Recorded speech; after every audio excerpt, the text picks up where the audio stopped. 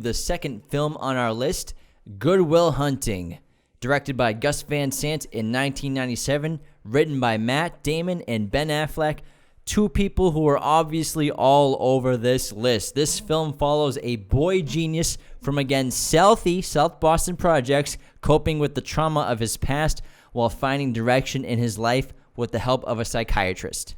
This is a famous film, obviously, because it gave the birth of Matt Damon and Ben Affleck's celebrity. Stellar careers. But they won the Oscar for writing in this screenplay because it is such a well-written script.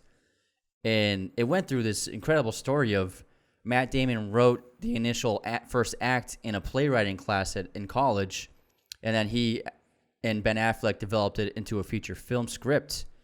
And it went through several variations. They eventually got it into the hands of Kevin Smith, a friend of theirs, who passed it on to Miramax, and from then on, it became what we know of it today.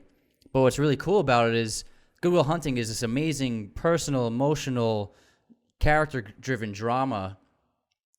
But originally, they wrote it as an action thriller with the government forces chasing after Will Hunting for some kind of reason based on his knowledge and something he developed or discovered.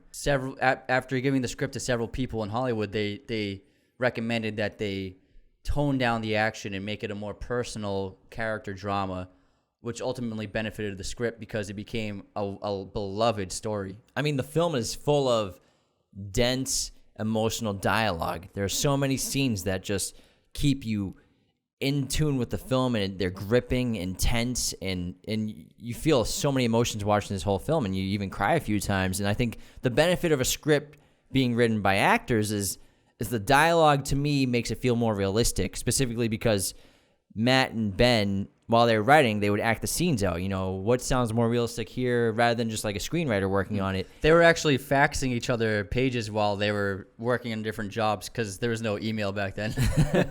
And they got to see what worked and what didn't work, not to mention it's based in Boston, so these guys know Boston. You know, Matt's from Cambridge. I think They're both from Cambridge. Yeah, Ben grew up in Cambridge. They went to the same elementary school and high school and stuff like that.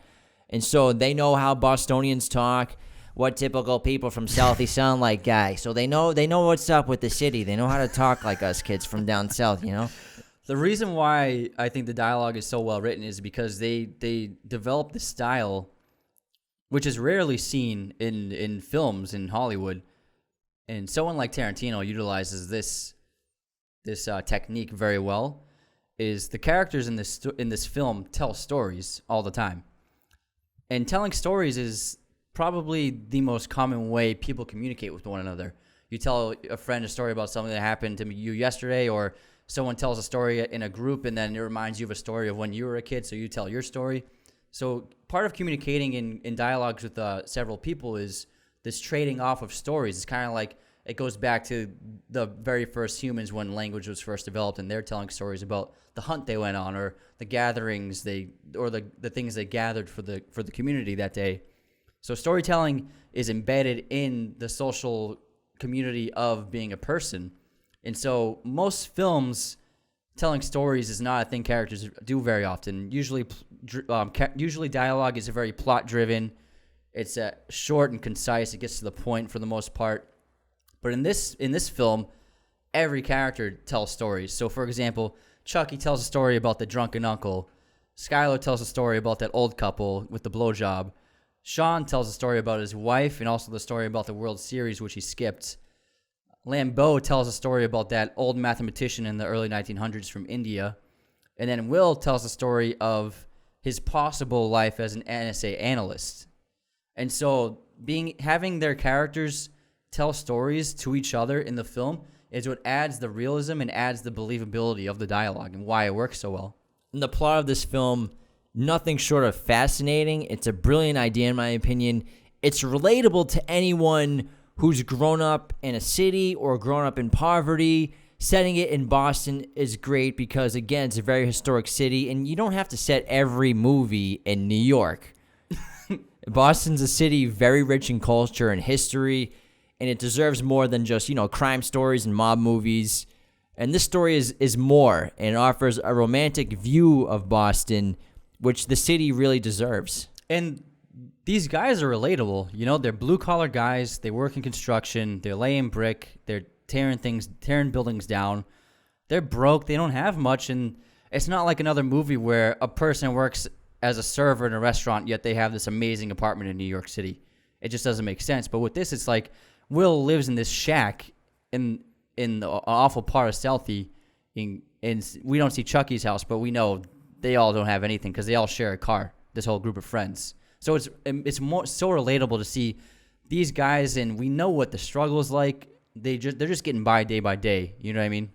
Yeah. Let's move on to the characters. Yeah. And starting obviously with Will Hunting, played by Matt Damon, obviously. Incredibly interesting character who you can't help but love despite all of his flaws. You can see the emotional and physical damage from his childhood displayed in every single scene. Matt Damon does a great job expressing that emotion all the time. Everything he's in his past hidden deep down that he's buried. And I think his performance was perfect, and it deserved the Oscar nomination that it got.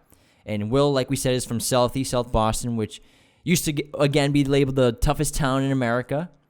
And Will had a very rough childhood being an orphan, which has since plagued him with both emotional and physical wounds. And I find Will to be very relatable because, you know, you're dealing with the struggle of life and poverty, and you don't have much. And we grew up in Boston, and we didn't have much. We're the youngest of 6 boys and, you know, 8 people in a 3-bedroom apartment, and hand-me-down clothes and toys. And so I can relate to Will on some extent to struggles like that. But then you throw in the fact that he's a supreme genius, one of probably like a handful on the planet Earth. Once in a generation. And Will has a photographic memory and is absurdly good at mathematics and can read pages from books by just glancing at them and memorize them. And he can recite history textbooks on the spot and can solve mathematical equations in seconds that have plagued mathematicians for decades. So he's just a really fascinating character to put in such a rough area and a rough life. That's exactly what I think makes the character so strong, is this film talks a lot about how the environment in which you grow up in can really shape you as a person, because Will Hunting is the most brilliant person alive and the most brilliant person born in decades in the entire planet. But because of his troubled and abusive childhood, he was never given the opportunity to use the gifts that he has, and he has lost any kind of desire to pursue it. You know, rather than trying to pursue any kind of career, he likes to hang out with his buddies, getting drunk on the weekends, getting into fights. He just wants to be one of the guys because he feels safe in that world. And this little bubble in Southie with his 3 friends, this is where he feels safe. Because of the abusive childhood he grew up into, he's afraid of moving out of his comfort zone. So anything new and anything challenging, he runs away from because it scares him. And he's afraid of being hurt. He's afraid of being rejected like he was all of his childhood. And so he pushes everything new away, which is why he breaks up with Skylar, which is why he doesn't want to become anything or do anything substantial with his life.